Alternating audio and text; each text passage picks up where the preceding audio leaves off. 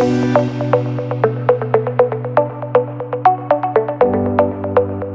2019, the world was hit by a sudden shock to the global economy.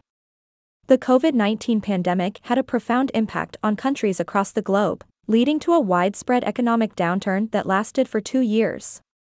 This was a global recession, the likes of which had not been seen in decades. Cut to stock footage of empty streets, closed shops, and deserted cities.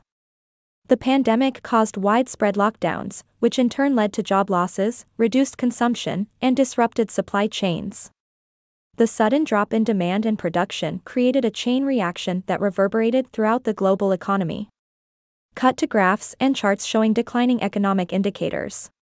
The economic indicators tell a grim story. Global GDP contracted by 3.5% in 2020, the worst annual decline since World War II. Unemployment rates surged in many countries, and millions of people lost their jobs.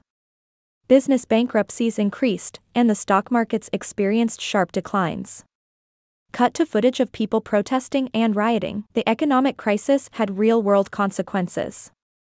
People who had lost their jobs and income took to the streets in protest. Governments struggled to respond, with many resorting to emergency measures such as fiscal stimulus and monetary easing. These measures were designed to support businesses and households, but they also added to the already high levels of debt. Cut to footage of central banks and finance ministers.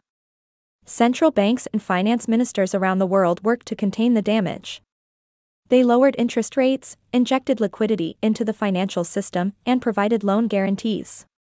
The U.S. Federal Reserve, for example, cut interest rates to near zero and purchased trillions of dollars of assets to keep the financial markets stable. Cut to footage of countries receiving financial aid.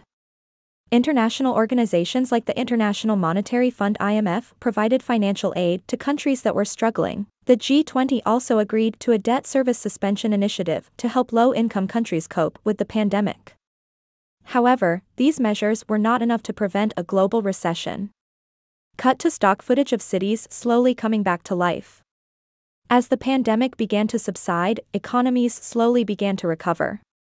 However, the recovery has been uneven across countries and sectors. Some industries, such as technology and e-commerce, have thrived during the pandemic, while others, such as cut to footage of people receiving vaccinations. The rollout of vaccines has provided hope for a faster and more sustained economic recovery.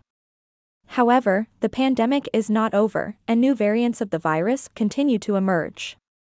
The economic impacts of the pandemic will continue to be felt for years to come. Closing shot of a world map with flashing lights in major cities.